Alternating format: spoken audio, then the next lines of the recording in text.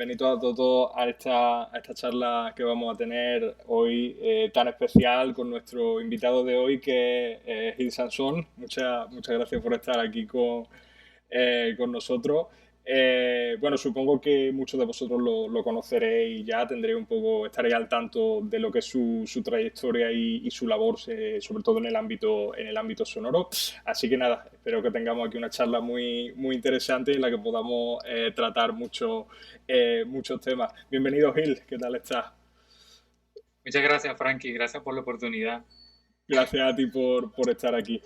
Pues nada, vamos a empezar si te parece.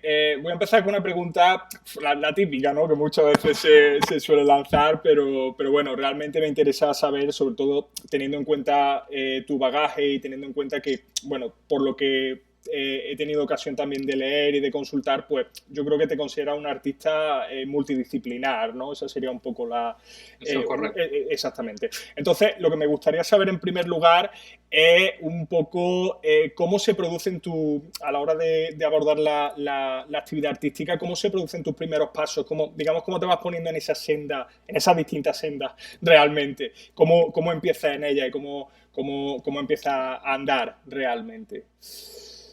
Bueno, hay una cuestión que es una relación con la música que empieza desde que soy niño, inclusive desde antes de nacer, porque mi mamá fue de esa primera generación que leyó que si le ponías Mozart al bebé, el bebé iba a salir mucho más inteligente y mi mamá con audífonos me puso Oh, Mozart en el vientre.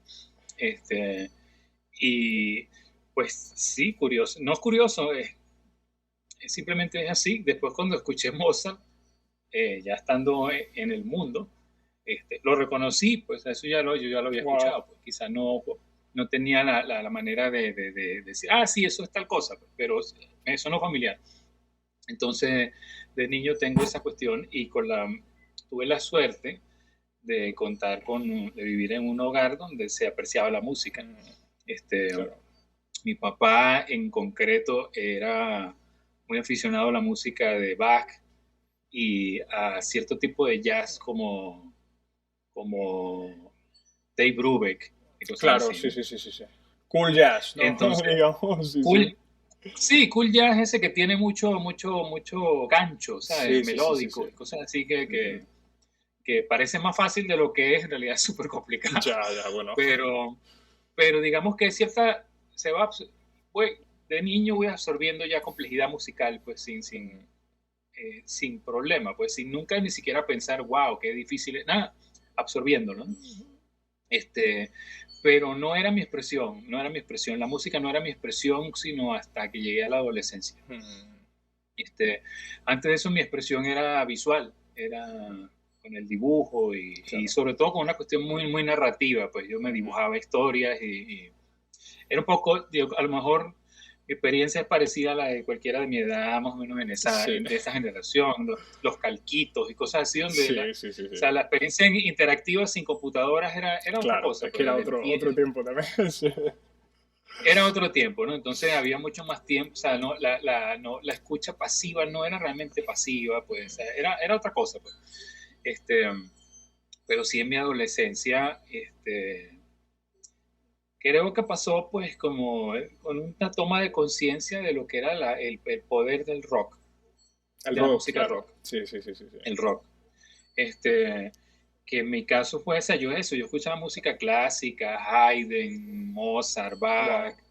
o sea, de Tchaikovsky no pasaba, pues hasta ahí, pues y cosas así como que eran como que, o música pop como ABBA, pues estamos hablando Claro. de que es música que es totalmente consonante, totalmente tonal, ¿sabes? Este, pero bueno, pasó eso, pues descubrí, en mi generación le cayó, una banda que le cayó a mi generación como una pared de ladrillo, que es AC/DC. Hombre, claro, sí, sí, sí. Vamos, y yo también la escuché Entonces, en su tiempo, sí, sí, claro. Cuando uno empieza en esas ajá, lides, sí, sí, es una de las bandas referencias, claro que en- más, sí, sí. Entonces en mi caso fue con AC/DC. Fue una cosa así, yo iba al colegio y el colegio, todos mis compañeros hablaban de AC/DC, yo decía AC/DC, que sí. Entonces entonces además era una cuestión, había una imagen, había como todo un glamour, era peligrosa, era una música peligrosa. Del diablo, claro, Highway to Hell, con la cuerno y demás. Exacto, claro. Entonces hay una cuestión ahí como que allí, nuevamente yo como que me reencuentro como con esa especie como de la magia de la música que es como en cierta manera extramusical, ¿no? Claro. Y entonces ahí descubro cosas que son como Black Sabbath, cosas así, y bueno, y con Black Sabbath fue una cosa así como que, wow.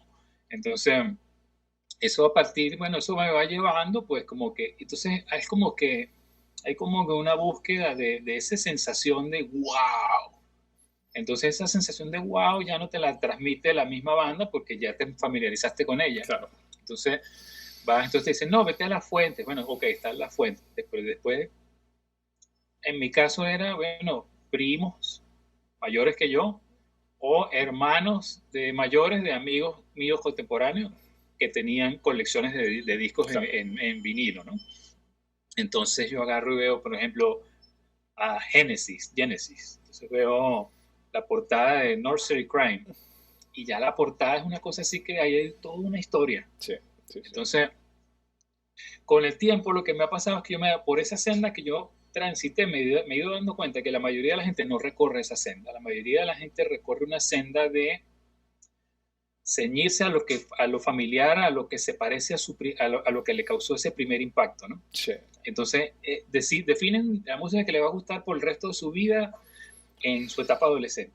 Su grupo favorito va a ser The Smiths, ¿sabes? Y ese tipo de cosas.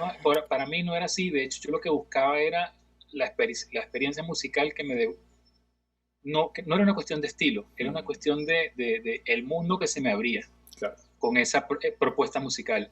En cambio, yo veía que la gente rechazaba propuestas como las de Genesis justamente por lo que estas propuestas ofrecían, que era algo totalmente novedoso y una especie de mundo que no se pasa, que es una especie de mundo contenido en sí mismo. Sí.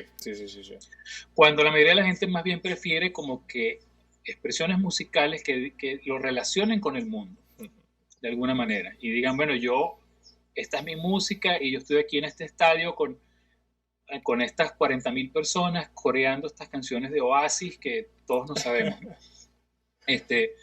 No, ojo, tengo 53 años, algo he rodado en esta vida. No, hombre, claro, supongo. Y mi experiencia es totalmente autodidacta en todos los sentidos. Sí. En ese sentido, o sea, yo no se me han pegado como costras que se le pegan a mucha gente en lo académico, por un lado, y por otro lado, o sea, como estoy muy consciente de las lagunas de mi conocimiento por el hecho de no tener una educación formal. Sí. Entonces, eso es algo que me permite decir, bueno, la ventaja en este caso es que yo me voy a morir estudiando, pues. Esto no es un proceso que termina, yo nunca me gradúo, ¿sabes? Entonces, eso de alguna manera, eso me mantiene alerta, ¿no? Por mucho tiempo, hasta que yo no me fui a vivir a Nueva York, la música era un hobby, o sea, porque las artes visuales era mi intención, mi interés principal. Y lo siguió haciendo durante mucho tiempo, hasta el punto que yo todavía sigo haciendo arte visual, performance, toda una cantidad, o sea, la música, digamos que es como que tiene preponderancia por una razón muy sencilla. De alguna manera, servir a la música tiene más sentido que servir al arte, sobre todo en esta época. Sí. O sea, en el sentido, si tú vas a la música, si lo usáramos, digamos, de alguna manera, el término platoniano, de alguna manera. O sea, tiene más sentido para mí servir a la música que servir al arte. O sea, el arte es el mundo, el arte se convirtió en el mundo del arte. Y el mundo del arte es una cuestión muy, muy reglamentada, alimentada por una cantidad de cosas de marca, obedece análisis post Walter Benjamin, toda una cantidad de cosas, ¿no? O sea, entonces no tiene esa pureza que tiene la música. En la música hay una pureza espiritual, digamos, es como disciplina, tiene como que más sentido, me parece a mí, que el arte. El arte es más una expresión, pues, y entonces lo que me pasa es eso, pues como artista yo seguí toda la senda del modernismo hasta sus últimas consecuencias. Y la última consecuencia era la desmaterialización del objeto y el conceptualismo total y absoluto. Sí, sí, sí. Entonces yo lo seguí hasta ese punto y eventualmente me topo con la obra de Luz y Guattari. Gilles Luz y Félix Guattari. Claro. Sí, con esa obra me lleva a mí o sea, ahí todos los modelos con los que se trabajaba previamente, inclusive la rama del modernismo, todo eso ya se convierte, o sea, no es que desaparece, sino que te das cuenta que estás tratando de aplicar un modelo a un fenómeno y no has podido explicar el modelo porque no has podido explicar el fenómeno porque el modelo no funciona, claro. Sí. El modelo no funciona. No funciona. Exacto. Entonces, es lo que digo, o sea, llega un momento que, o sea, con De Luz y Guattari yo entiendo que, mire, yo no tengo que ponerme a estudiar a Hegel ni a entender a Hegel para refutarlo. Sí, o sea, porque puedo refutar a Hegel de una manera muy sencilla, entendiendo que, mira, Hegel construyó un edificio hermosísimo, genial, sobre un presupuesto que es incorrecto. O sea, que no, digamos, no es que es incorrecto, sino que está comprometido por una lógica de una moral cristiana. Y ya eso de alguna manera no es que lo invalida, sino lo compromete. O sea, esa cuenta nunca va a cuadrar. Y Hegel va a seguir siendo estudiado dentro de 2000 años. No, seguro que no. Nadie lo va a entender porque no cuadra. O sea, ese modelo maravilloso, tan amplio, que lo abarca todo, no es aplicable a la realidad. Entonces, ahí la cuestión pues me pasó por eso. Entonces, yo digo, ¿cómo puedo yo mantener este conceptualismo estricto y no es mantenerlo por una cuestión de principios, sino de que las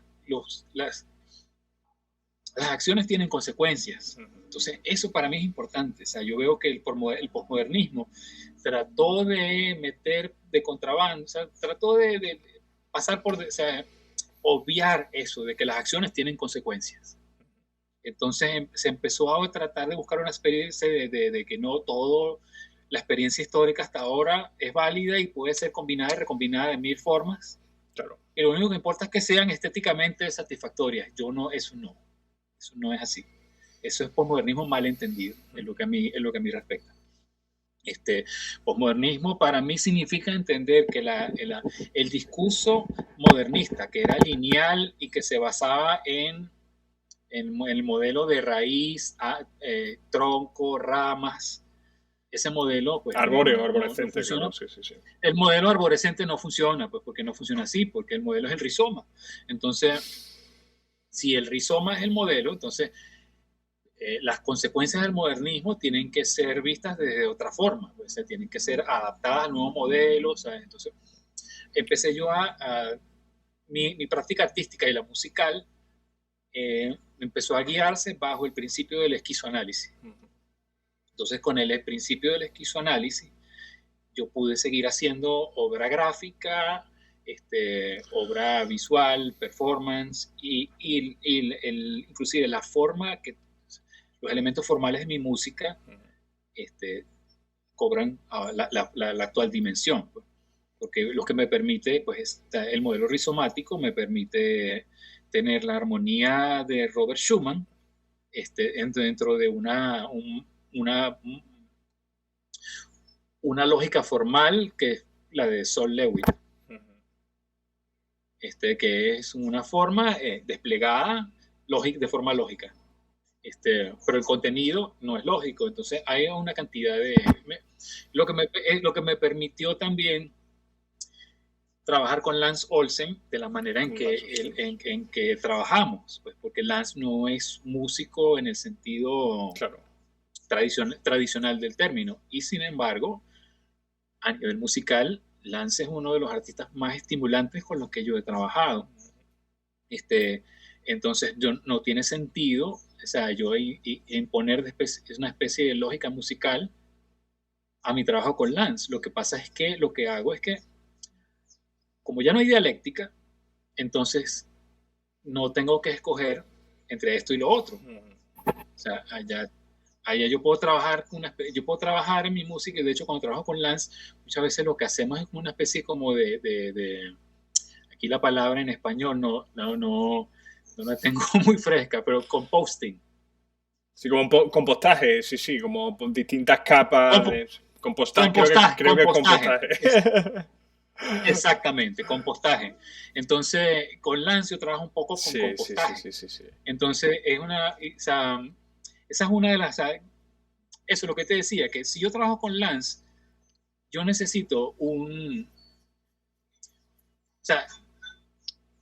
sea, trabajar con Lance significa desarrollar una heurística muy concreta para trabajar con este artista tan particular. Entonces yo tengo una heurística diferente con cada, o sea, yo desarrollo una heurística con cada artista con el que trabajo. Con algunos artistas, trabajar significa horas y horas y horas y horas de conversación para delinear y delimitar áreas comunes de pensamiento pero con Lance absolutamente, Lance y yo no hablamos nada. Lance y yo simplemente nos ponemos a trabajar y ya. Yo le digo a Lance, me dice, mira, la cuestión es esto, toma esto, haz lo que quieras con esto, corta, pega, elimina, tal, lo que te dé la gana, haz con esto lo que quieras. Y trabajamos básicamente, nos planteamos como una especie de retos, justamente eso, para que cada nueva propuesta no sea una repetición de fórmulas viejas, porque también lo sabemos, pues tanto Lance y yo sabemos qué funciona y qué no funciona. Entonces, digamos que, bueno, afortunadamente no estamos en la situación de tener que producir chorizos que se venden como rosquillas, ¿no? Porque si eso pasara, tendríamos probablemente que trabajar en piloto automático, en piloto automático, ¿no? Pero afortunadamente no es así. Entonces, con cada proyecto nos planteamos una especie como de brief diferente, sabiendo que, bueno, o sea, qué tipo de brief, o sea, más o menos, o sea, entendiendo de forma instintiva que estamos desarrollando un lenguaje propio. Que la suma es mayor que las partes. Y una cosa muy importante que es confianza total y absoluta en la capacidad artística del otro. Y en el criterio, sí. En el criterio. Yo confío, o sea, hay una confianza total y absoluta de que la otra persona no está trabajando en piloto automático, que la otra persona está igual que uno, tratando de dar lo mejor de sí.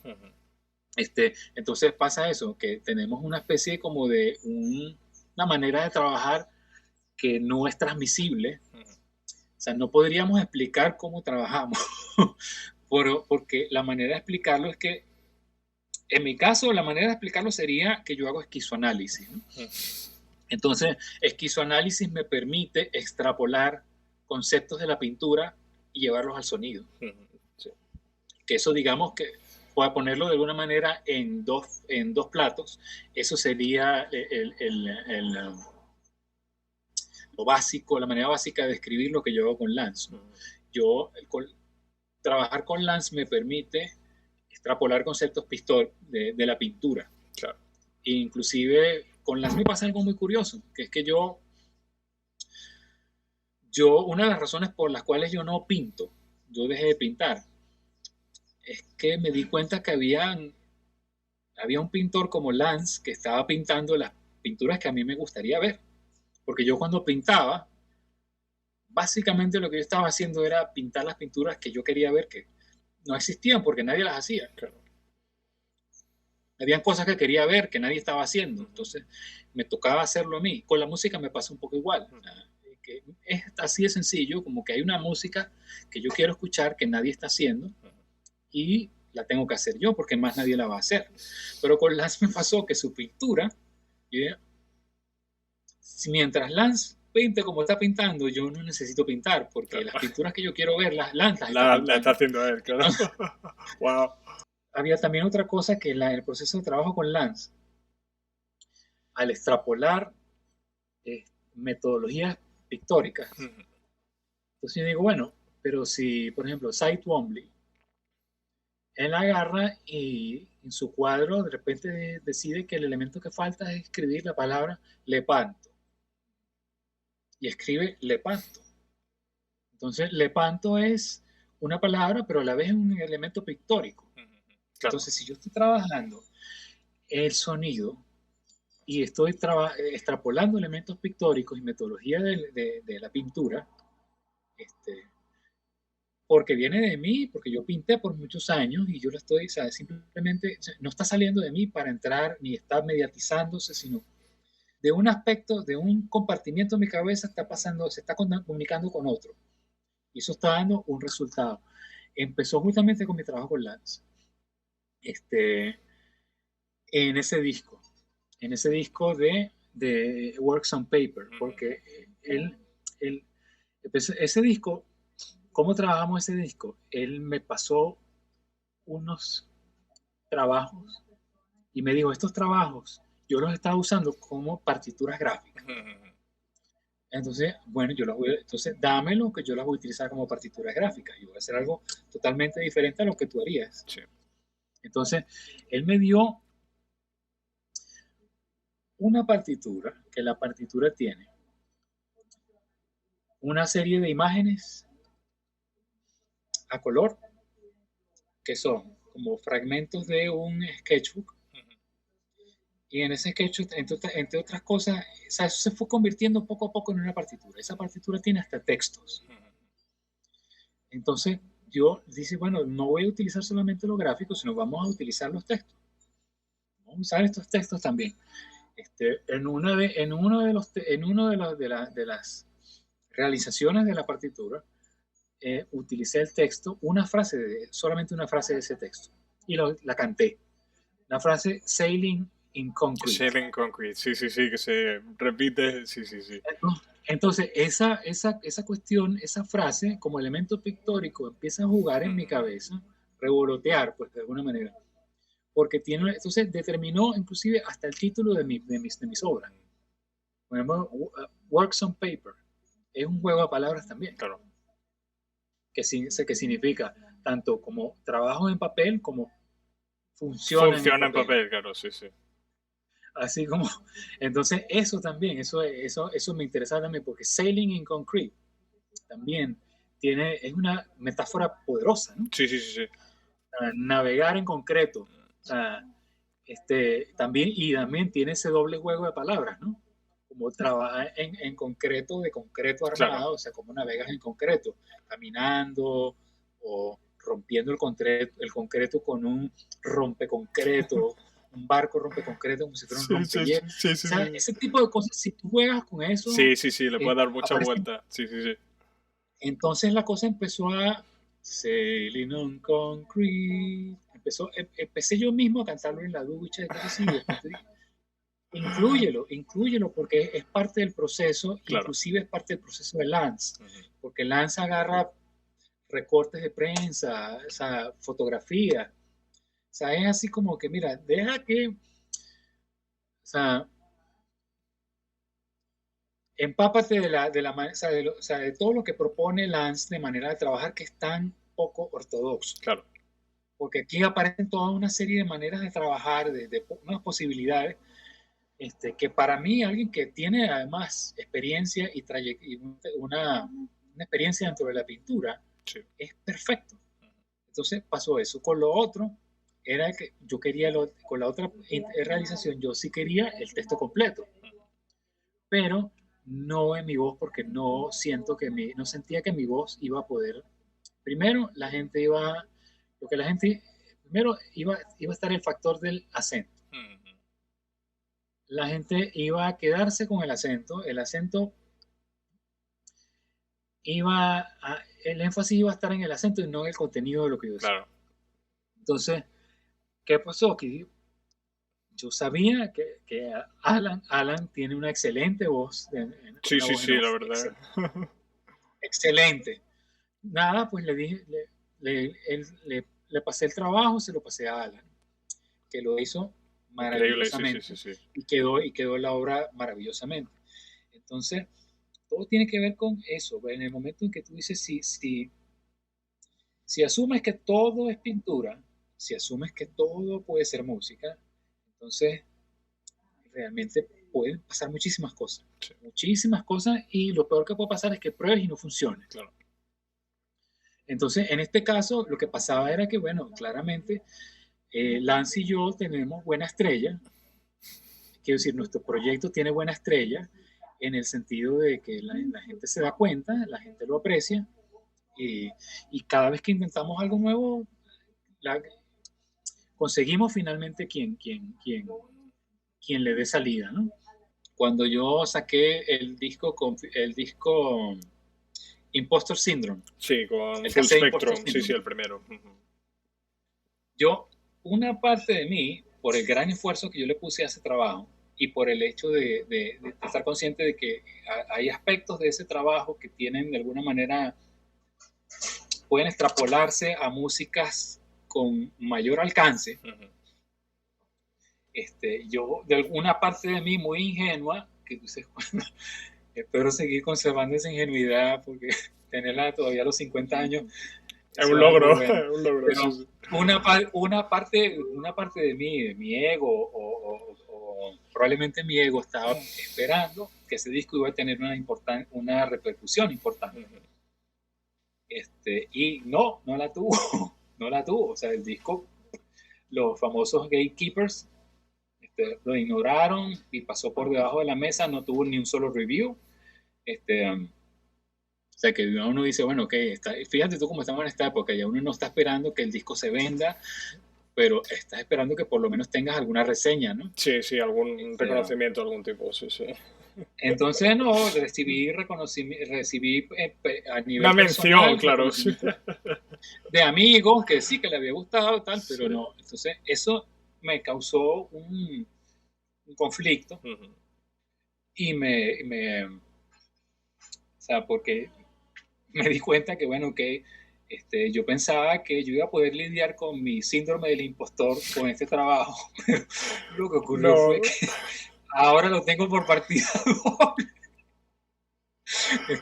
joder. Entonces, pasé unos buenos 6 meses como de revisión introspectiva, Claro. mira, ¿por qué yo estoy haciendo esto? ¿Yo por qué hago esto? ¿Por reconocimiento? ¿Por qué estoy haciendo yo esto? Porque esta reacción tan tibia a un esfuerzo al que yo le puse mucho trabajo, tiempo Sí, claro. y dedicación, ¿por qué lo estoy haciendo? ¿Lo estoy haciendo por reconocimiento? Porque si lo estoy haciendo por reconocimiento, entonces a lo mejor no estoy siendo honesto conmigo mismo. Entonces, bueno, tuve toda una cuestión, entonces después dije, mira, ¿sabes qué? Vamos a redoblar la apuesta. Vamos a redoblar la apuesta, así de sencillo. Entonces, en ese momento yo entendí que yo no tenía entre mis manos un trabajo, sino una trilogía. Sí, Wow. de hecho fue así. Vamos a Sí, sí, redoblar la sí. apuesta. ¿Con qué? Con una trilogía. O sea, es algo así como que si te ignoran, eh, hazlo de tal manera que sea muy difícil Que te ignorarte. ignoren de nuevo, claro. Entonces, Insiste, insiste. exacto. Entonces, decidí irme por este lado. Entonces, con este otro trabajo pasó algo muy interesante, que nuevamente, como yo estoy haciendo esquizoanálisis, yo estoy aprendiendo sobre quién soy, por qué hago música con estos trabajos. Este, este trabajo que es la continuación es diferente al anterior en muchos aspectos. Por eso es que es el título Confirmation Bias. Claro. Porque va a confirmar tu perjuicio. Si te parecía que si te parecía que Hilson Song estaba tirando flechas sin saber para dónde, a ver a qué pega, entonces con este tienes confirmado esa sospecha total y absolutamente. Si te parecía que no, que Hilson Song encontró una senda interesante de donde pueden salir cosas muy interesantes, este trabajo también lo confirma, y al mismo tiempo haciendo cosas, pues, entendí que había uno, o sea, que yo tenía que abordar un poco esta serie o sea, en principio todo era muy, el primer trabajo es muy, ¿cómo decirlo? Como es una palabra en inglés, earnest. Uh-huh. O sea, porque se me ocurre la palabra cándido, pero no, cándido no es no exactamente. Un poco diferente. Sí. No es exactamente igual. Primero es muy earnest. Entonces es así como muy, o sea, las emociones son a flor de piel, ahí no hay disfraz.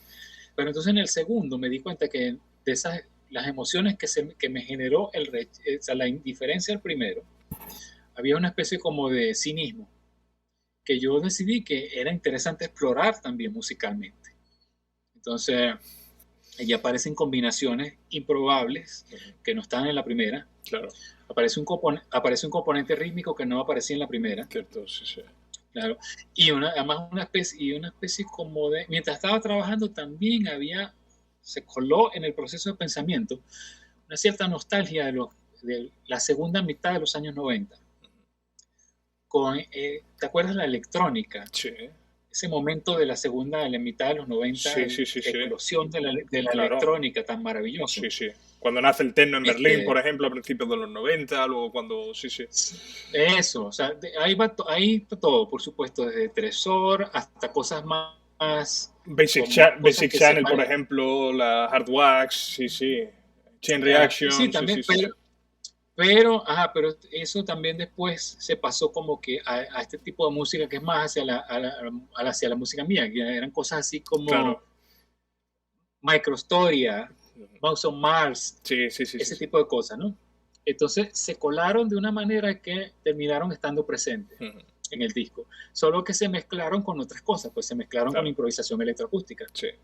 Y entonces además también entendí que, o sea, aparte de la manera si yo ya había establecido con el primer trabajo, que de alguna manera es un poco parte del aprendizaje de mi trabajo con Lance, que es que yo puedo trabajar el collage a nivel sonoro, como si fuera, o sea, utilizándolo, o sea, no hay un cambio de categoría de música a lo visual, es collage.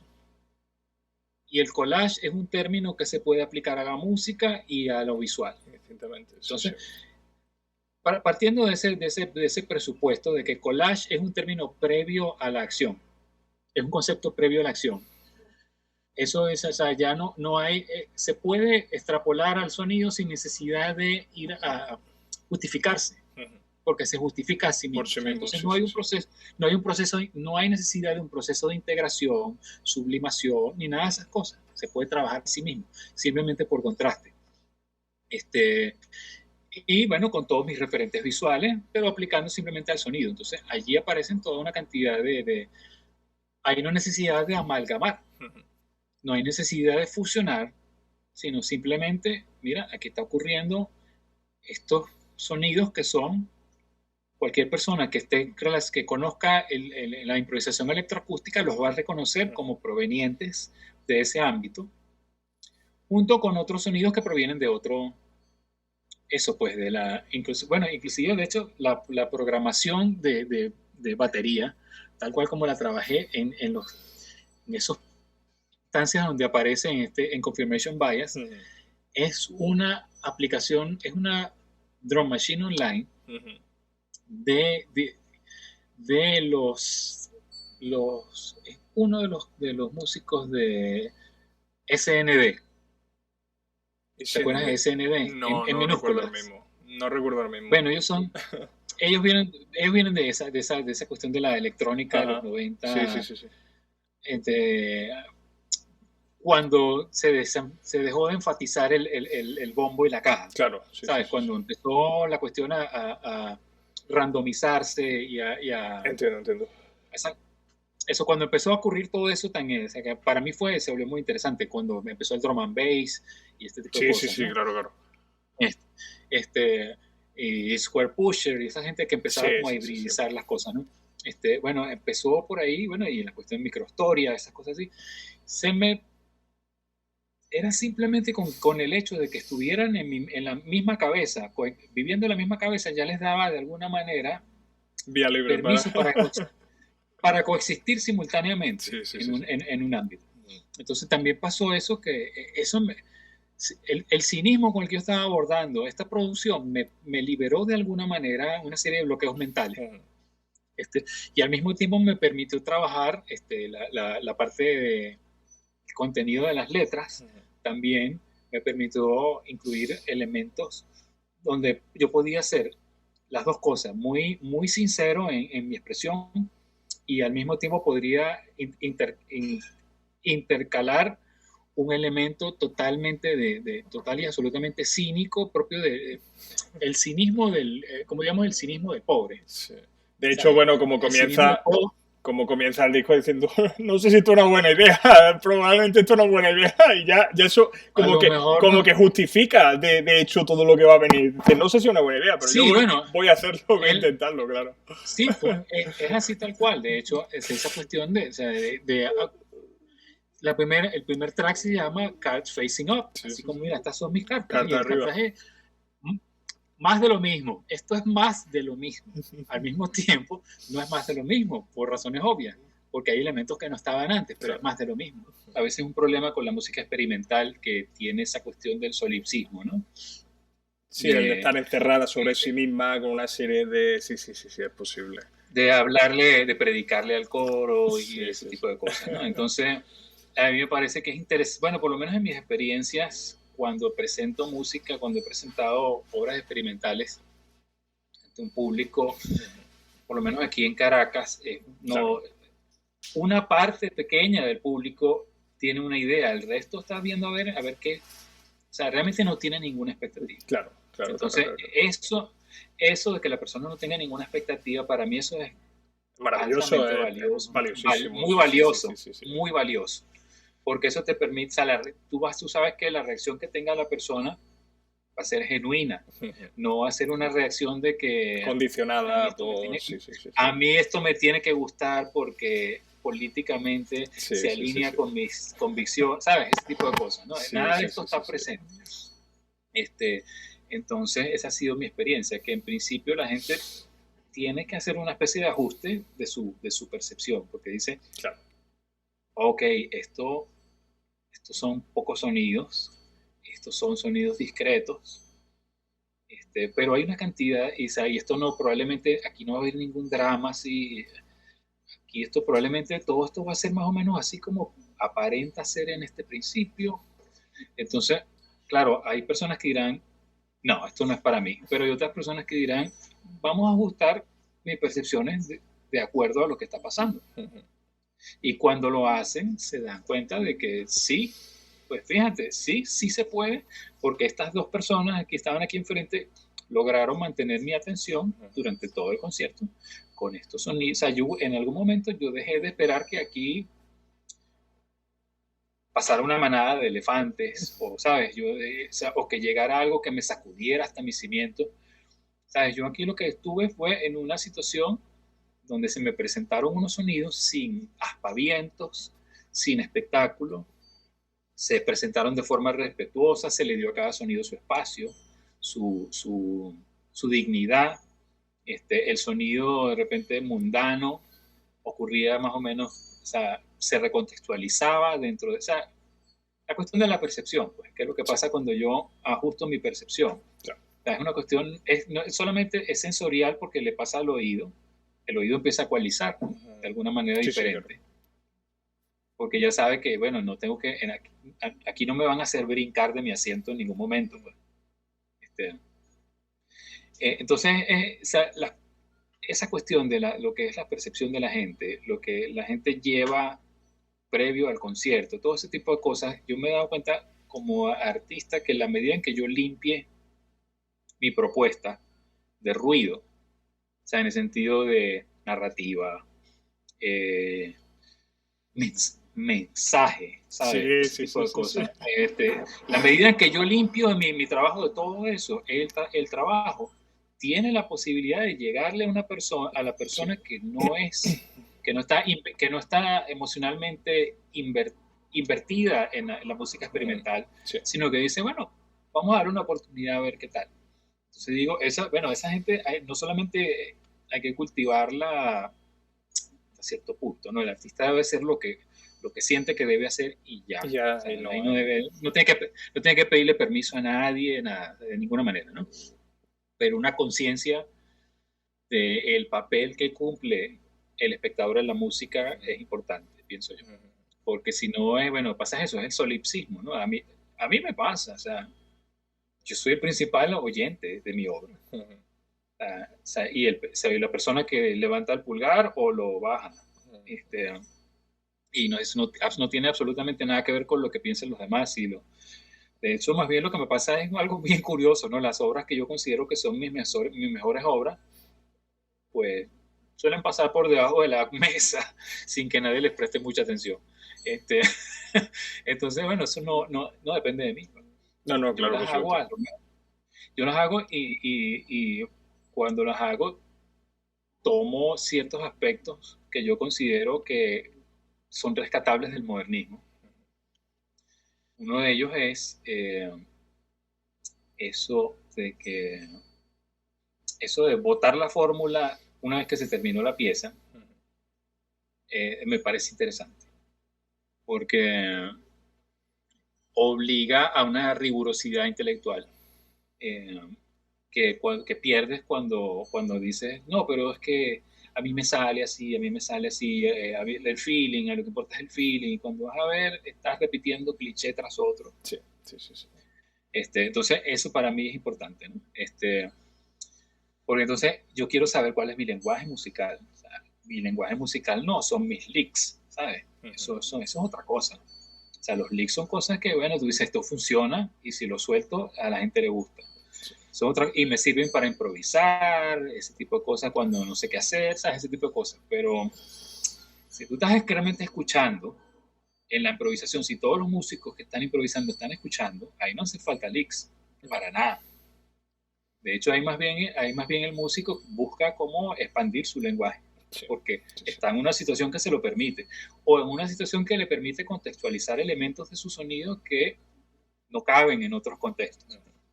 Entonces, allí en ese sentido yo sí digo, es importante, o sea, es importante sobre todo en la composición, porque si yo hago las dos cosas, improviso y por otro lado, o sea, digamos que no son polaridades, porque Claro. decir que son polaridades No, no, no, me eso. parece es incorrecto. Digamos que son extremos de un gradiente. Este, y en el interín caben todas las gamas, ¿no? Desde la composición estricta hasta la improvisación total y absoluta, ¿no? Entre todo y eso, bueno, se puede decir que no hay Forma distinción. intermedia, híbrida, sí, sí, claro, por supuesto, todas las que No uno hay, se lo puede imaginar, sí, sí. no hay distinción, sino digamos que lo que hay es que artistas que dicen yo me voy a centrar en este área en concreto. Sí. Entonces, para mí lo interesante es como artista, es decir, yo dispongo de todo este gradiente. Sí. Este gradiente está a mi disposición siempre que yo lo necesite. Claro. Pero entonces, ¿qué ocurre? Que entonces hay problemas musicales concretos que requieren soluciones musicales Sí, sí, sí, concretas. sí. Entonces, si quien te pide, digamos, un pianista clásico te pide una obra, tú no le vas a dar una secuencia de acordes y decirle que improvise. Sí. O sea, porque no funcionaría, pues esa persona no está entrenada para eso. De la misma manera, si quien te pide la obra es digamos, por ponerte un ejemplo, es un contrabajista de música experimental y de improvisación electroacústica, darle darle una serie de instrucciones súper determinadas sobre lo que tiene que hacer tampoco tiene mucho No sentido funcionaría porque tú tampoco. no estás aprovechando lo que esa persona tiene para ofrecer. Sí, sí, sí, sí, Entonces, totalmente. así yo lo veo, así yo veo que el problema de la composición es ese. O sea, la composición puede venir de eso, de un problema puede ser eso, una solución musical a un problema que te está presentando un músico o un grupo de músicos, que puede ser un concierto la semana que viene en tal sitio y los instrumentos son eso, contrabajo, flauta y guitarra. Entonces tú dices, complicada combinación. Vamos a ver qué se puede hacer. No puedo poner, o sea, yo tengo que buscar algo muy abierto, tengo que buscar el área común de esos instrumentos y tratar de explotarla porque no tengo una semana. Pues. Entonces, y estos tipos improvisan. Entonces, ¿qué yo puedo hacer? Es darle, lo más que puedo hacer es asegurarme de que lo que yo les dé, o sea, la señal para ellos empezar, sea, o sea, los lineamientos sean lo suficientemente sólidos y bien planteados como para que la música que resulte sea eso, pues una mezcla de esos problemas que, o sea, los músicos me presentan a mí una serie de problemas formales. Yo a ellos a su vez les respondo con otra serie de problemas, ¿no? Que yo creo que ellos pueden resolver. Al tener yo claro eso me ha permitido a mí, por ejemplo, situarme, no solamente situarme, sino reconocerme como compositor dentro de un contexto que no era posible hasta que unos europeos decidieron que era posible. Van der Weisser. Sí. Van der Weisser permite, como ningún otro concepto musical, en lo que a mí respecta, en mi experiencia, una especie de tabula rasa, que no es una tabula rasa que no echa por tierra el viejo lenguaje, pero que de alguna manera dice, bueno, a partir de aquí,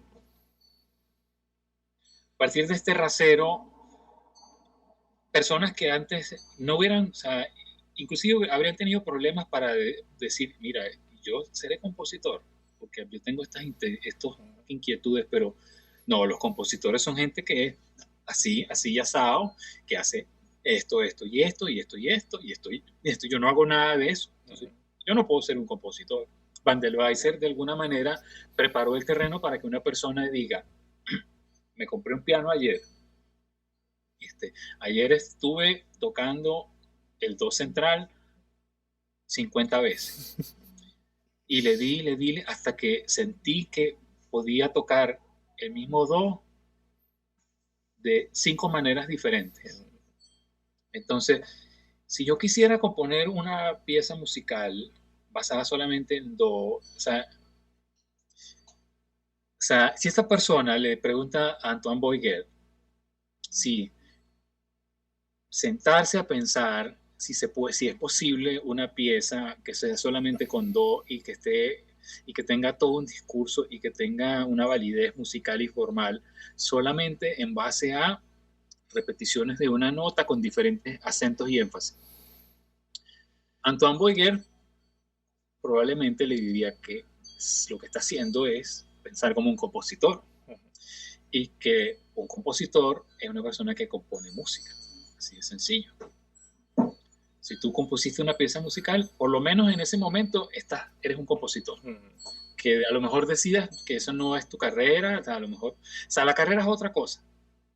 O sea, lo que siento yo que plantea Van der Weisser es que en ese punto cero, a partir de allí, se puede empezar a componer, a partir de allí se pueden empezar de alguna forma a revisarse, replantearse todos los aspectos de lo que es la gramática musical. O sea, por ejemplo, eso, o sea, lo que estaba diciendo, lo de la pieza solamente con un do.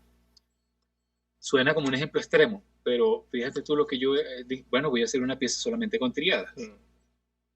Que no tenga un discurso, que no tenga un preludio, que no tenga una dinámica, que no sea que tenga la misma dinámica siempre, o sea, que yo... O sea, de alguna manera, Van der Weisser me permitió hacer este tipo de cosas. O sea, yo sentí, o sea, así como Morton Feldman acreditaba a John Cage no como alguien que le enseñó a hacer música o que le dio clases de composición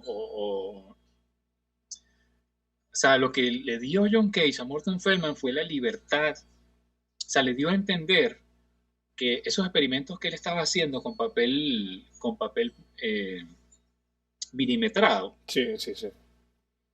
que esas cosas eran música y eso era composición y eso era viable. O sea, porque Feldman no pensaba que eso, él pensaba que, bueno, son unos experimentos que yo estoy haciendo que me interesan mucho, pero esto no es música, pues. O sea, Cage de alguna manera le dice, si tú quieres que esto es música, mira, yo veo que tú estás enfocado en algo, encontraste algo nuevo, abriste un área nueva de investigación y la estás desarrollando de forma coherente y la estás expandiendo. O sea, eso obviamente es un estilo de composición. Entonces, o sea, un compositor necesita, una persona que quiere, o sea, que tiene esa inquietud, necesita realmente que alguien le diga que lo que está haciendo es válido, porque lo que pasa muchas veces bueno, me pasó a mí en el conservatorio, a mí me dijeron, tú estás muy viejo para estudiar música. Me lo dijeron a los 14, 15 años, me dijeron que estaba muy viejo para estudiar música. Me hicieron la prueba de oído y me dijeron, tu oído no es particularmente Fino. agudo. O sea, no tiene sentido que yo te enseñe música y el pupitre que tú podrías estar usando, lo debería estar usando un chamo de 5 o 6 años que ya demostró una actitud. Claro. Entonces sí. Dije, bueno, pues no, pues, ok, está bien. Ante o sea, la persona que sabía me dijo que no.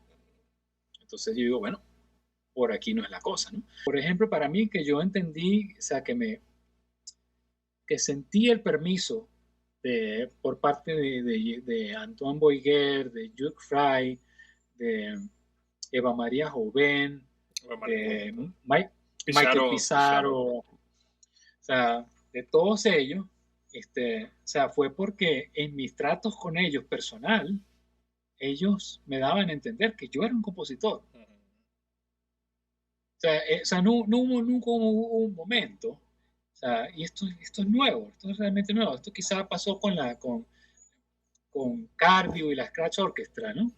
Pero, o sea, que donde no hay rango, o sea, tú no sientes que no hay una jerarquía, digamos, sí, sí. No hay, o sea, no tienes que agarrar y permiso, mi comandante, ¿sabes? No, permiso para hablar, nada de esas cosas, ¿no? Entonces, eso hace que uno pueda contactarlos y escribirles, yo tengo esta duda. Así un poco como las cartas de un poeta Rilke, sí, una cosa así. O sea, el beneficio que o sea, eso es invaluable. Sí, esas palabras de aliento en esa etapa formativa, eso es invaluable. O sea, no hay nada que sea eso es una de esas cosas que yo agradezco profundamente todos los días. En el momento que, a diferencia de lo que me pasó en el conservatorio, claro que te dijeron. O sea, cuando yo me acerqué, estas personas me trataron como un igual con menos experiencia. Entonces, quiero decir, estas personas estaban dispuestas a verme caminar, caerme de bruces, volverme a parar, volverme a caer, y todas las veces ayudarme a levantar sin decirme, coño, siempre te caes en el mismo sitio, ¿cuándo vas a aprender? ¿Cómo vas a dar un concierto así? O sea, no. Sí. Vas a arruinar mi reputación cuando cometas el error en el mismo sitio y digan, este es el alumno de fulano. ¿Sabes? Nada de esto, nada de esto. Es otro ecosistema. Otro ecosistema y otro planteamiento totalmente rizomático. O sea, entonces, allí en ese sentido yo digo, bueno, pasa lo hermoso, ¿no? Que es cuando estás aprendiendo, que es la curva de aprendizaje, ¿no? Que es que al principio el avance es muy rápido. O sea que después llega un momento en que el avance, a medida que más sabes, el avance se va ralentizando hasta que pareciera inclusive que ya no avanzas. y eso es parte, y ahí es donde, bueno, es un problema, es donde la mayoría de la gente tira la toalla, ¿no? O sea, eventualmente el que sigue e insiste se da cuenta, no, mira, esto es lo que ocurre es que en el ascenso de su vida uno se encuentra con mesetas que hay que recorrer, tienes que recorrer la meseta. Las mesetas tienen su razón de ser, sirven para afianzar conocimientos, toda una cantidad de cosas. Pero me pasó con Antoine, me pasó con Michael, me pasó con Jörg, con todos ellos, o sea, con Jörg, por ejemplo, esta pieza que grabé con Shira Legman, Pianista, sí, sí. este, eh, la pieza fue, no, Dante Boone, el pianista y compositor, eh, neerlandés, como dicen aquí en Venezuela. Neerlandés. Neerlandés. Sí. Este, no, bueno, es una muletilla, pero, ¿sabes? Es conveniente porque Sí. cuando uno no sabe si es holandés o Flemish, o, ¿sabes? O neerlandés, el compositor neerlandés, él hace unos 10 años, él mostró interés.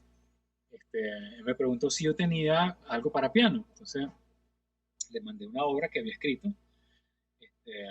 Untitled para Antoine Weiger, claro, que es luego la que toca en el recital de Düsseldorf, me parece. Sí. Exacto.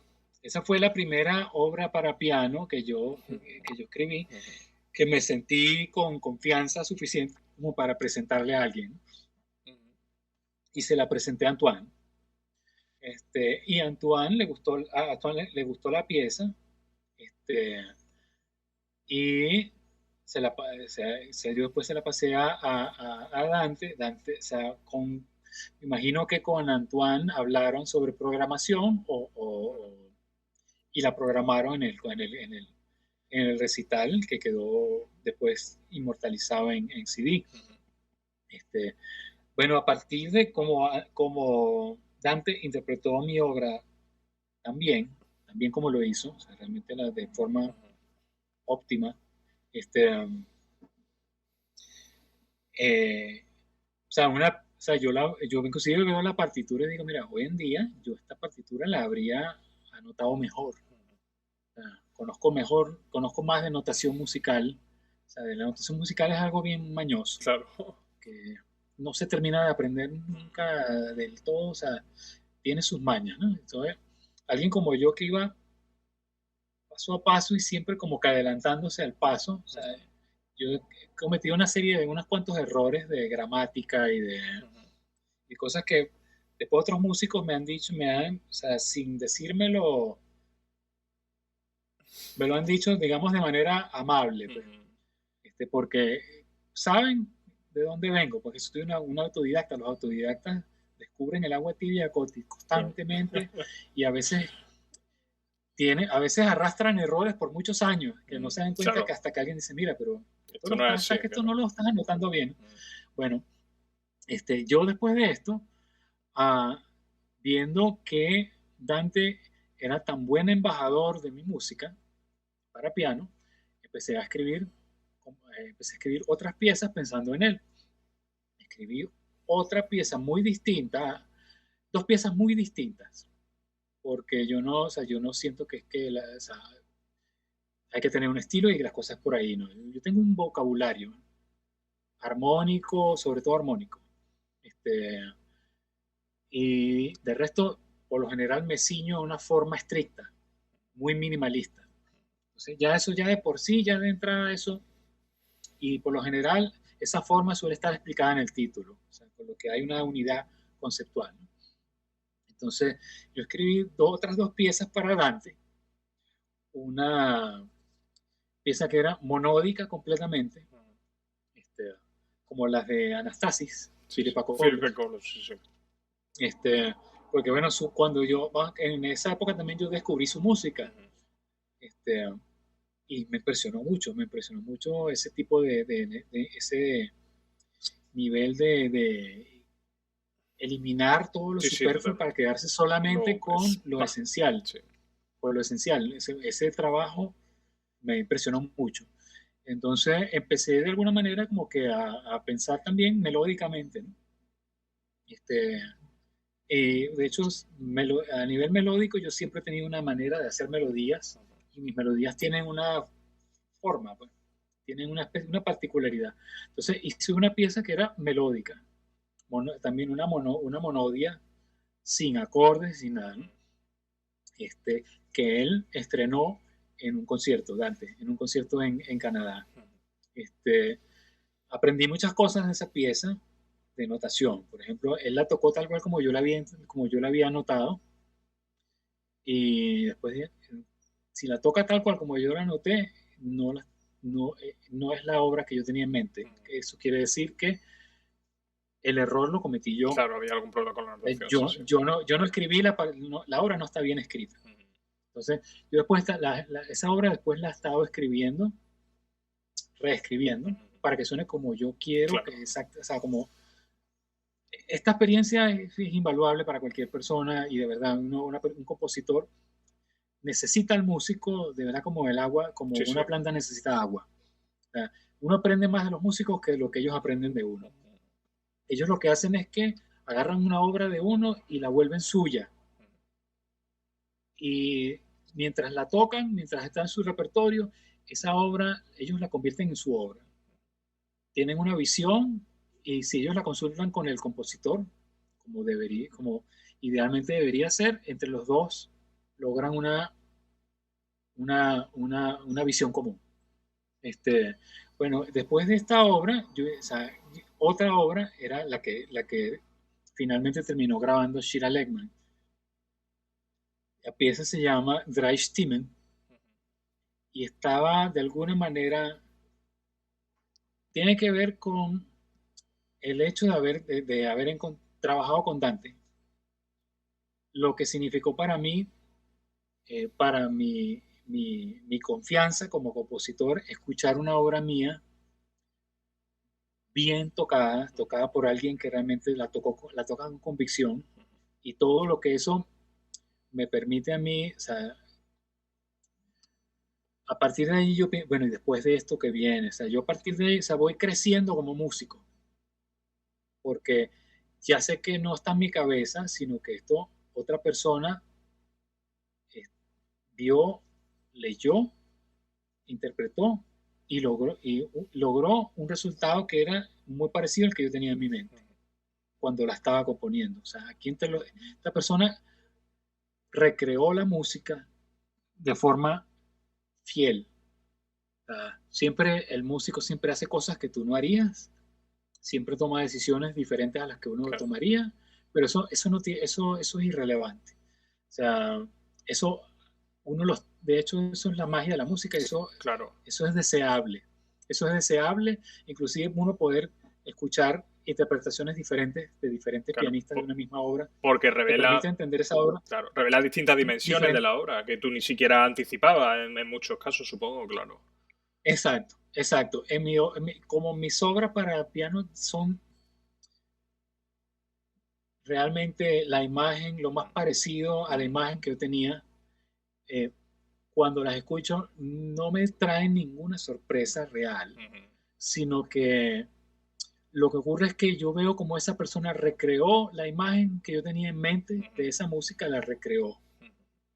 Otra cosa que también me doy cuenta que es la percepción que tiene el compositor sobre la dificultad de una pieza, eh, es, no suele Ajustarse a la... no ajustarse a la realidad. Yo estoy, por lo general, yo parto del principio de que mi música es más fácil de interpretar que la música de virtuosismo, pero no lo es difícil desde otro punto de vista. Ah, eh, y de hecho lo hablaba con Dante, y Dante me decía que a él le gustan la música con muchas notas o con poquísimas notas. La música en el intermedio para él es muy problemática. sea, de alguna manera Por como eso. que la cuestión de la interpretación, el discurso que quiere decir esto y todo ese tipo de cosas, se problematiza mucho cuando estás en ese terreno intermedio. Pero cuando son pocas o muchas, ahí hay una cuestión donde nadie se pone a pensar, por ejemplo, en una pieza de Xenakis, qué significa, ni nada. La gente simplemente, wow, Xenakis. Y es como un fenómeno de naturaleza y eso, con miles de notas, complicadísimo, pero nadie se pone igual con una de Morton Feldman, ¿no? Entonces, con Dante estamos en ese también, y yo mismo con Dante estoy en ese terreno, ¿no? Pero con Shira, por ejemplo, me di cuenta de cuando tienes tan pocas notas, es difícil mantener la línea y encontrar el tempo exacto. Para dar con el tempo no fue tan fácil. Y hay el aspecto también del el sonido, el sonido de la pieza es difícil en cuanto al pedal, al trabajo de pedal. Claro, sí, sí, sí, sí. Bueno, y la articulación tiene que ser perfecta, o sea, en el sentido de que cada una de las voces de la tríada tienen que escucharse bien. Entonces, no, me doy cuenta que, bueno, yo, ok, soy el compositor y a mí me dan un piano y yo la toco sin ningún problema, pero es que es una cosa si la línea para mí está muy clara, entonces para otros pianistas el cliente tiene que descubrirla. Claro. Y hasta que no la descubre, Un proceso, sí, sí, es, es trabajoso, sí, sí. difícil, es difícil. Y el pianista, o sea, todo lo que aprendiste de octavas con Rachmaninoff no te van a ayudar para nada en esto. Entonces, es una cuestión que también me ha servido también mucho, ¿no? De aprender que yo, mira, esta pieza no es tan fácil como yo pienso que es. Yo pienso que es fácil porque a mí me ponen en un piano y yo la puedo tocar. De tal cual como yo la tengo como yo la tengo en mente. Con un tempo un tempo rubato que para muchos sería exagerado, porque justamente yo la línea la veo clarita. Pero no, un pianista que no, hasta que no ve la línea, no sabe exactamente qué tan rápido, qué tan despacio, Claro. que finalmente, después de varias grabaciones, de varios intentos, 3 intentos, Shira me manda una grabación exactamente, ah, con algunos detallitos como todo, pero impecable en el sentido del arte. O sea, de que lo que está allí es exactamente lo que tenía en mente. O sea, de que la persona que lo escuche va a sentir lo que yo sentí cuando la compuse. El contenido emocional le va a llegar tal cual. El tempo rubato, todo. O sea, ella logró lo que se quería, lo que la pieza requería, que es que la pieza flote en el aire. Que flote, o sea, es una cuestión de peso de cada acorde. O sea, es difícil, la pieza es difícil. No tiene, o sea, porque un poquito antes, un poquito después, todo depende del peso del acorde. El peso del acorde depende del acorde que venía antes y del acorde que viene después. Claro. Pero a la vez no son progresiones de acordes normales. Al uso, sí, sí. Entonces, es una dificultad que ella logró. O sea, fue interesante el proceso de yo explicarme sin explicar demasiado. O sea, porque justamente eso, si explicas demasiado, si dices, en este compás aquí yo me sentía triste, ¿sabes? Ese tipo de cosas no tiene sentido, porque el artista lo intuye cuando se conecta con la línea, ¿sabes? Es que esa cuestión de Van der Weiser, es que hasta componer un silencio sí, sí, sí, sí, es algo que tienes que investigar y no lo puedes, no es que simplemente, bueno, te hecho. callas y ya está. Sí, sí. Tacet, ¿no? Como decías. Tacet. Sí, sí, no es así. Eso hay que planteárselo. Y fíjate tú, lo que pasó con Van der Weiser fue interesante. Van der Weiser a finales de los 90 y a principios de los años 2000, ellos se abrieron a la posibilidad. O sea, ellos fueron contactados por músicos que venían de la improvisación electroacústica minimalista, que venían y habían dicho, wow, mira, Taku Sugimoto, mira, Sugimoto, claro. una nota cada 10 minutos. Claro. ¿Sabes? Esto es improvisación. eso presentó una especie de como o sea, no era un problema, o sea, digamos que hot topic, ¿no? Que era una Sí, cosa así sí. que donde Estaba algunos ahí en decían el el aire, había emperador, que... Sí, sí, sí. donde unos dicen por favor, el emperador está desnudo, se Ah, nota legua. Este, ya, pero ya. otros dijeron no, o sea, no, porque él podría estar haciendo otra cosa. Inclusive él tiene, o sea, todos aquí tenemos los discos donde él tocaba ese estilo que a todos nos enamoró. Y fíjate, él desechó ese estilo y se fue por ahí. Entonces, digamos que eso es una cuestión como que dice, un obstáculo allí, pues que tú tienes que de alguna manera, o sea, un objeto con el que tú tienes que lidiar como músico. Y sobre todo, si uno estaba como músico imbuido en la evolución de la improvisación electroacústica, Sí, ¿no? sí, sí, sí, sí. Entonces tiene a una figura importantísima de la improvisación electroacústica que tomó una vía súper astringente, súper Sí. minimalista, y entonces, bueno, de alguna manera eso, ¿cómo reaccionaban los demás músicos? O sea, tú podías decir, ignóralo, o cómo, entonces empezaron músicos que empezaron y entonces ahí empezó una cuestión donde dice, mira, hay otro tipo que también improvisa, que es improvisador, que lo votaron de uno de los grupos más importantes de improvisación electroacústica porque su estilo era muy minimal, que mira, se encontró con Taku Sugimoto, Radu Malfatti. Radu Malfatti, claro. Radu Malfatti Radu Malfatti. estuvo aquí en Taiwán, por cierto. En abril estuvo con Klaus Philipp. Estuvieron aquí en el sur. No, yo en ese momento no estaba aquí, me Ah, hubiese encantado. Pero hay un show en YouTube por si quieres verlo. Y es que es sí, excelente, vamos. yo vi el Increíble. show en YouTube, Con la buenísimo. armónica abajo, esa que es lo que toca ahora. Oh, Pero es la sí, hostia, vamos. Es buenísimo. no, bueno, Increíble. hay una cuestión con que tú sabes que él es el único de los compositores de Van der Weisser a los que yo no he contactado porque de alguna manera es así como, Dice que es súper duro, o sea, como que además, ahora dice que sea, por lo que he oído se ha suavizado un poco, pero antes como que era que solamente tocaba con determinada gente, como que era súper, súper estricto con sí, respecto... entonces digo que él era el compositor de Van der Waals, el único al que yo le tenía miedo. Intimidaba, ¿no? Joder. Sí, sí, sí. Entonces, es así como que, así digo, bueno, a él lo votan, Werner da Feldecker lo Claro. vota de Paul Por Bexel Bechel, claro, sí, sí, sí.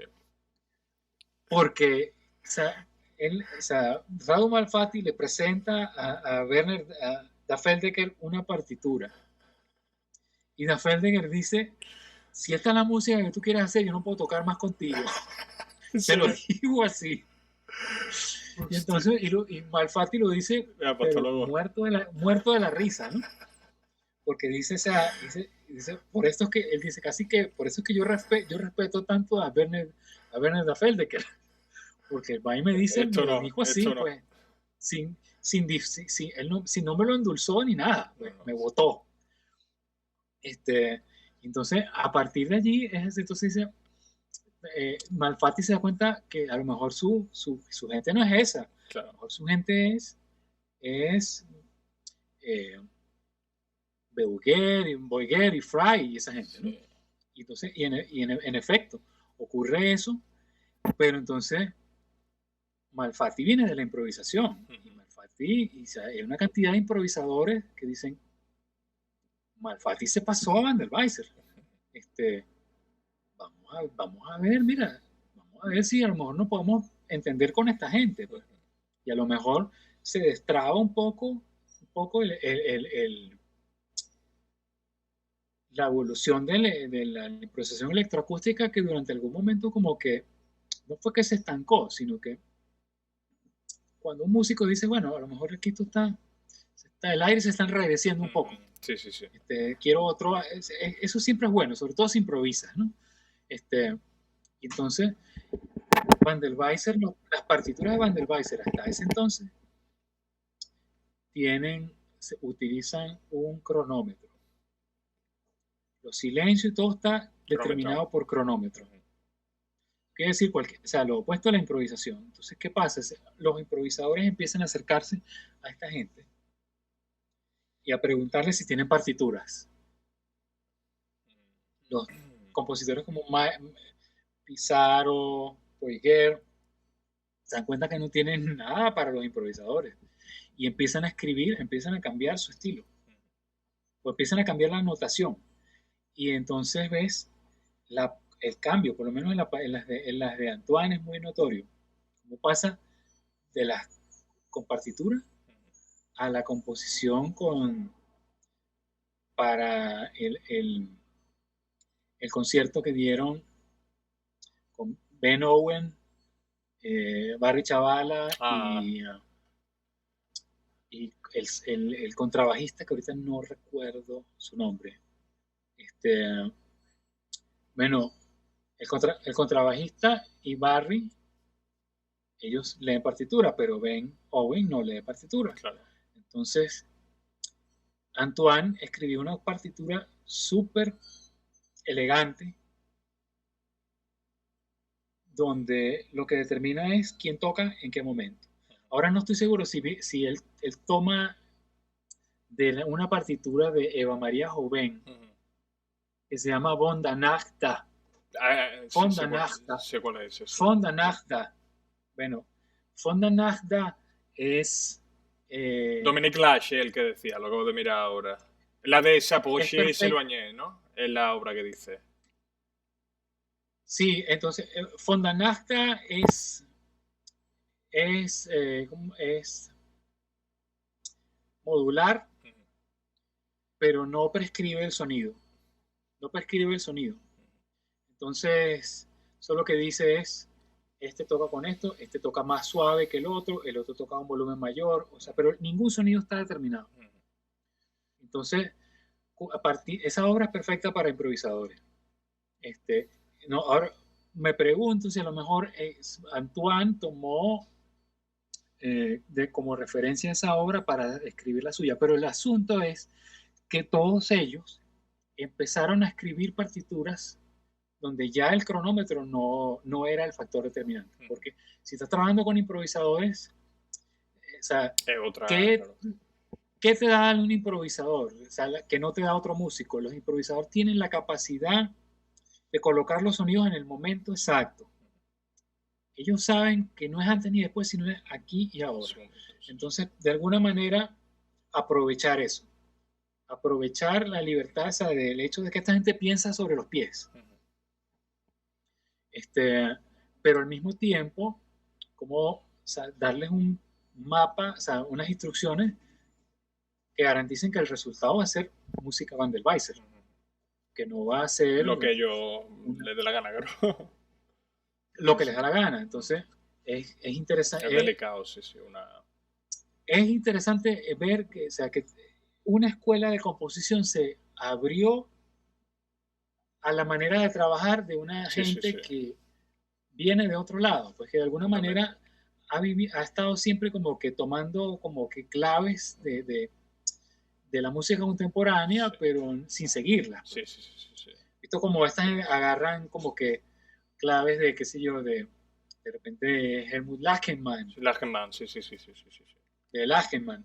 Entonces, pero eso no quiere decir que van a hacer música como Lachenmann. Claro. Ellos dicen, mira, vamos a extrapolar técnicas y llevarlas a otro contexto. Bueno, fue interesante lo que pasó también con esto, que de repente Taku Sugimoto, en sus composiciones se empezaban a interpretar también junto con otras de Antoine Boiguer. Y empezó que tú dices, mira, se han encontrado en el medio, se reconocen mutuamente, se aprecian por lo que cada uno aporta a la contemporaneidad. Y están abiertas una a la otra.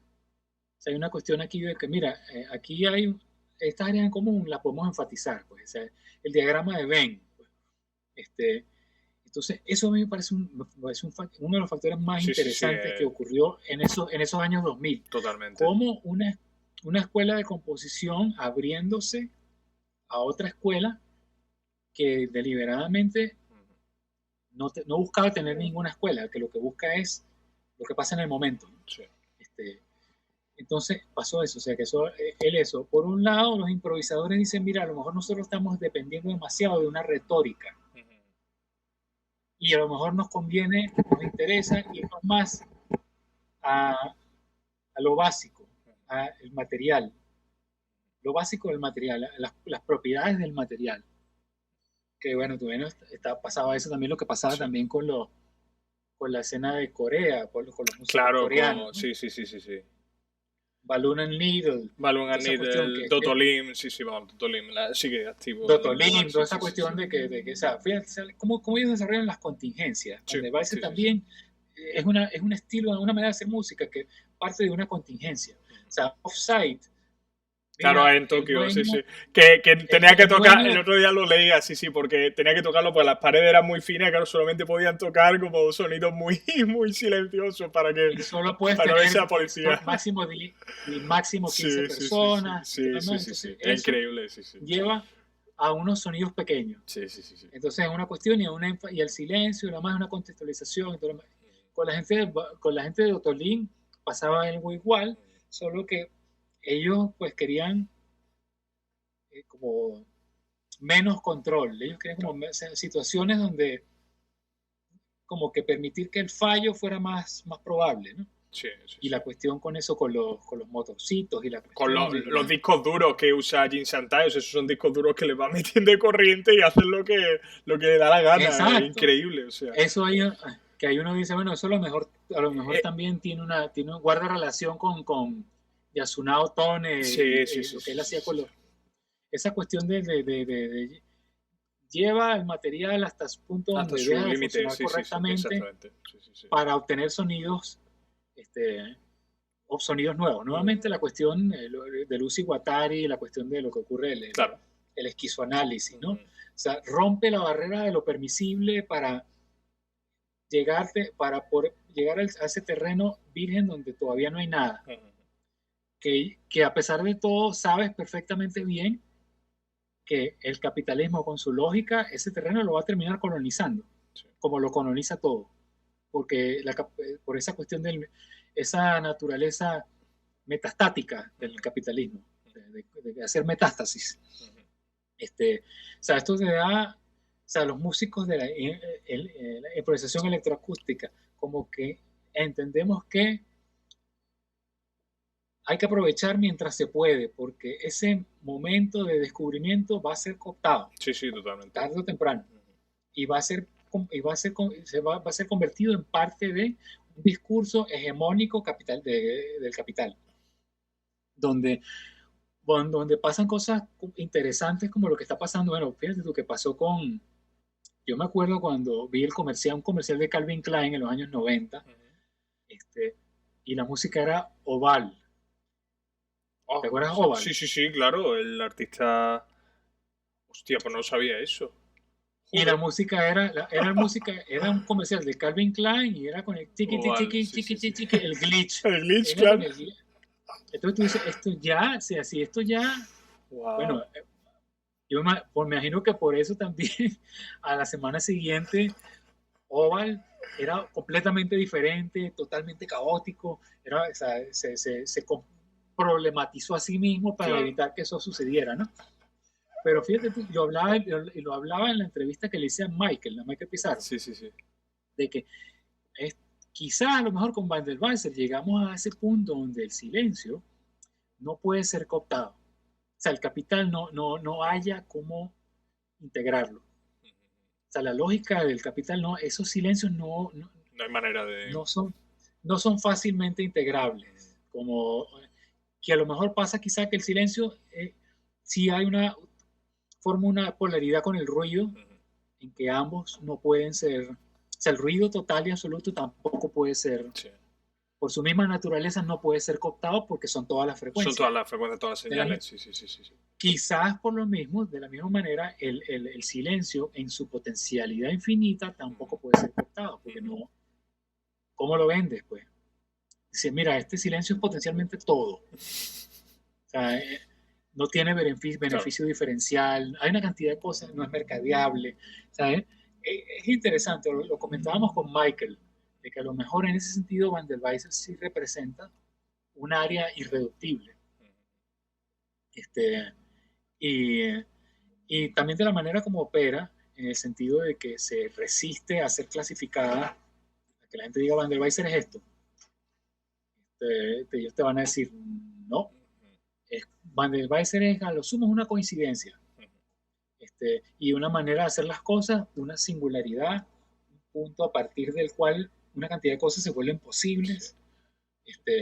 Eso lo conversaba con Michael. Claro, de Esas hecho, son las cosas.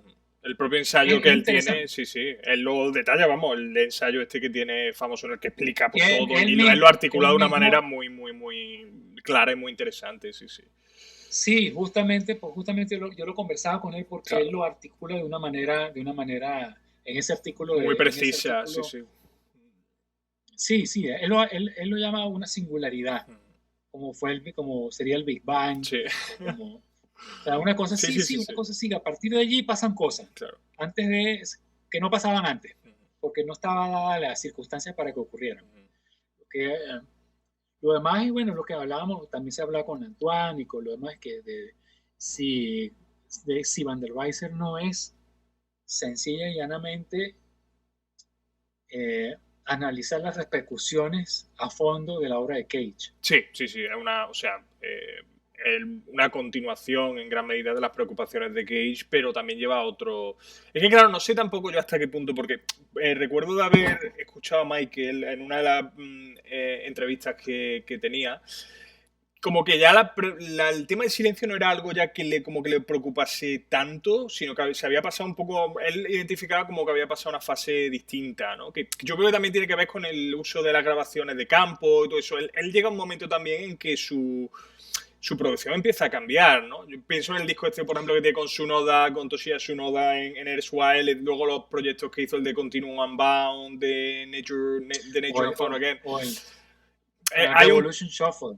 También Revolution Shuffle. Hay un cambio, yo creo, ahí, no sé si metodológico, pero es como que toma una dirección un poco distinta con respecto al... Pues yo creo... Con Revolution Shuffle lo hablaba con Michael. Sí. Y decíamos que, bueno, también tiene que ver con algo que decía Antoine. Y él decía que, por ejemplo, la obra de No consumíamos Marx, que es un collage concreto. Sí, claro. Dice, es Van der Weiser. Él decía, para mí eso es Van der Weiser. Entonces Van der Weiser va desde el silencio hasta el involucramiento de tus convicciones políticas en tu obra. Sí. O sea, en ese sentido, yo vi a Revolution Shuffle como, de alguna manera, la confirmación de esto, ¿no? O sea, de que, mira, aquí tenemos una obra que es, en esencia, muy parecida a Non consumíamos Marx.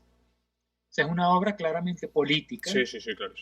Que tiene donde además, creo que, o sea, es imposible que uno escuche esa obra y no llegue, y no te quede claro de que Michael Pizarro es una persona con convicciones de izquierda, totalmente, anticapitalista, así como lo somos casi todos en esta comunidad por razones que tienen que probablemente o sea, pero sin hacer el logo. Que tienen que ver con que nadie te da $1.000.000 para que hagas esta música. Claro. Totalmente. Entonces esto es interesante porque, si bien Antoine Boyer te dice que no hay una agenda política en Van der Weiser, te dice que No consumíamos Marx cabe dentro de lo que es Van der Weiser. O sea, es como, digamos que se sabe lo que no cabe en Van der Weiser. Se sabe que en Van der Weiser no caben las proclamas. Los eslóganes, claro. No cabe la cuestión de... No cabe el establecimiento de jerarquías.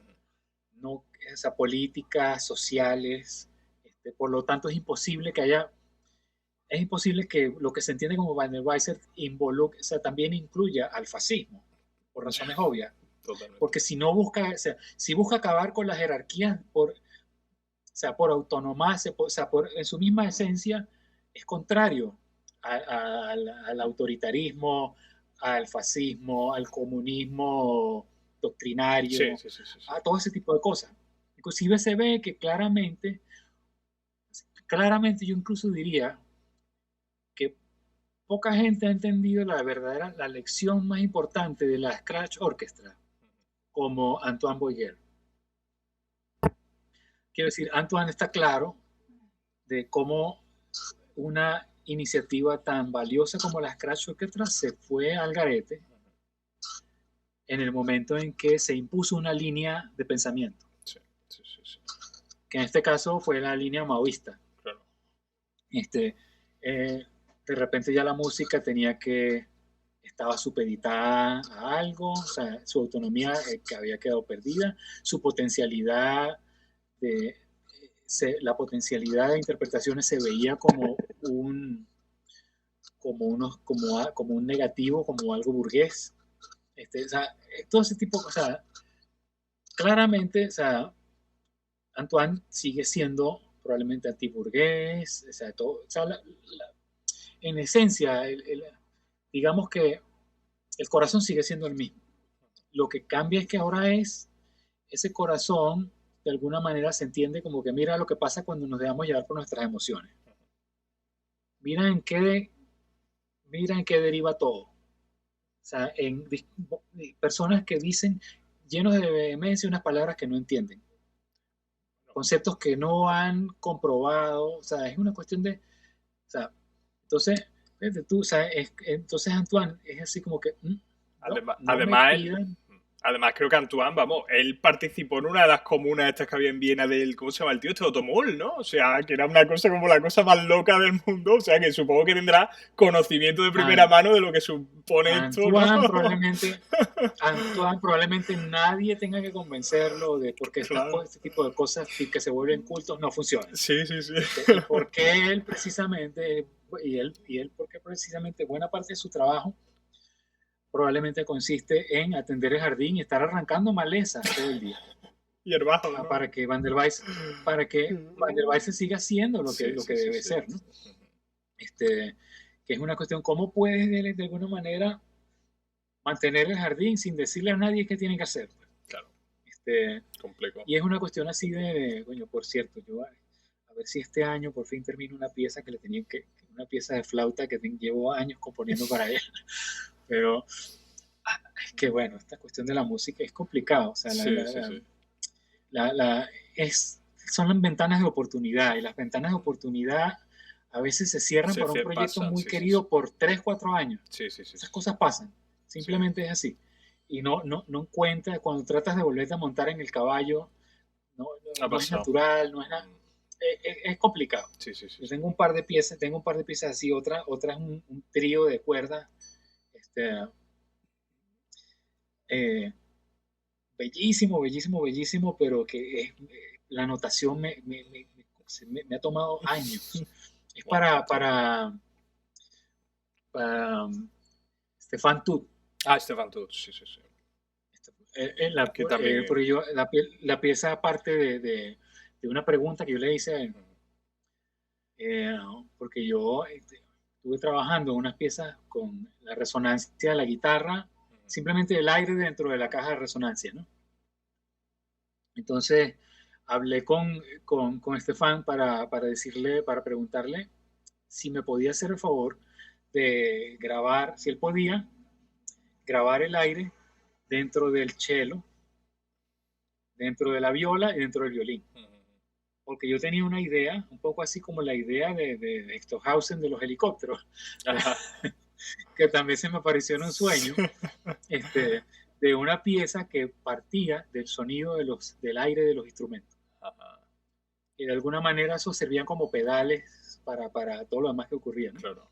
Entonces, pensando sobre cómo hacer para obtener el sonido, en un violín es muy sencillo, pues simplemente soplas en el agujero. Claro. Una viola también.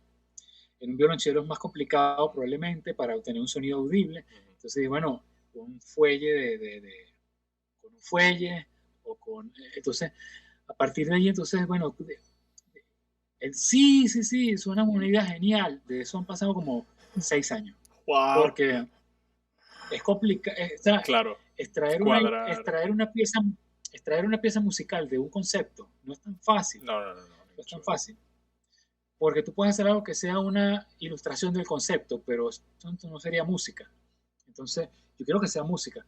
Entonces es haciendo yo análisis espectral de todos estos instrumentos, de estos sonidos, pero haciéndolo además de oído, porque no quiero hacer análisis espectral, Espectral, sí, sí. porque no quiero que me digan cuáles son las notas que puedo usar. Quiero comprobarlas. Entonces, todas las medidas después. Entonces, estoy en una cuestión de un proceso que me ha llevado muchos años de investigación de armónicos artificiales, de toda una cantidad de cosas para la serie armónica, todas, para poder hacer este trío de cuerdas, yo necesito hacer muchísimo trabajo de investigación. Sí. Entonces, el trabajo de investigación no es tan fácil, a cada rato lo he tenido que parar, pero es una obra que yo estoy seguro que, convencido y además empeñado en terminar. Entonces, esa es una obra. Otra obra es un cuarteto de cuerda, y el cuarteto de cuerda es diametralmente opuesto. Es el mismo principio de Drei Stimmen, que, bueno, un cuarteto puede tocar 4 notas a la vez, o 8, o 16, dependiendo de los stops. Entonces, está hecha con el mismo principio que Drei Stimmen. Entonces, casi lista, a pesar de que podía estar lista en 6 meses. Y la otra, que es en teoría más original, es más complicada. Entonces, son ese tipo de cosas que digo, mira, se resolvería en 2 meses si yo pudiera viajar a Suiza y trabajar con Estefan. Sí. Y trabajar con Estefan un par de semanas. Claro. La pieza se escribiría sola probablemente. Pero no es así, entonces pasa eso, ¿no? Entonces, ¿qué pasa? Que es que digamos que mi obra está desigualmente representada en disco. Porque como para mí es mucho más fácil hacer discos, porque los hago yo en mi casa, claro. Lo que ha ido pasando es eso. Empiezan a salir discos, y entonces me doy cuenta que es un problema, porque la gente empieza a asociarme con un tipo de música. Claro. Entonces, por eso que estoy ahorita con la cuestión de enfatizando, trabajando un poco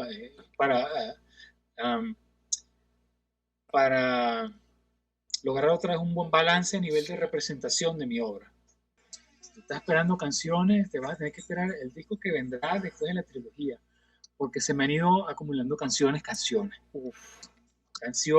que sí son canciones que no cabe ver de otra manera. Estas son canciones con estructura, entonces están algunos así. Tengo otro proyecto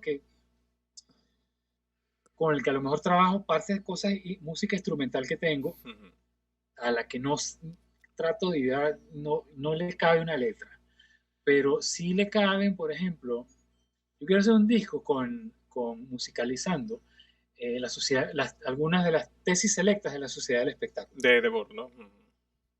De Debord. Entonces esas las puedo hacer con una narración, o con narración, o con el traductor de Google. El traductor de Google le agarré el gusto, porque tiene esa cuestión que es muy cursi. Entonces es muy cursi, es como muy mediocre, y es como tan genérico. Sí. Tan genérico que de verdad ciertas cosas las puede resaltar. Por ejemplo, claro. Si tú estás escribiendo algo, por ejemplo, muy serio, y le pones el traductor de Google, y quien lo narra es el traductor de Google, o sea, ya no hay posibilidad de una conexión emocional directa, porque el traductor de Google se está interponiendo en el medio, ¿no? Entonces, eso ya te permite otra lectura, ¿no? Sí. Entonces, ese tipo de cosas para mí se han vuelto importantes, que básicamente son claves del pop, que yo he tomado de muchísima gente, de Leonard Cohen, de Bill Callahan. Bill Callahan, sí. De Bill Callahan, eso de de jugar con las expectativas de la gente. O sea, cómo decir una cuestión, bueno, pero hasta Rammstein, con la canción esa de Du Hast.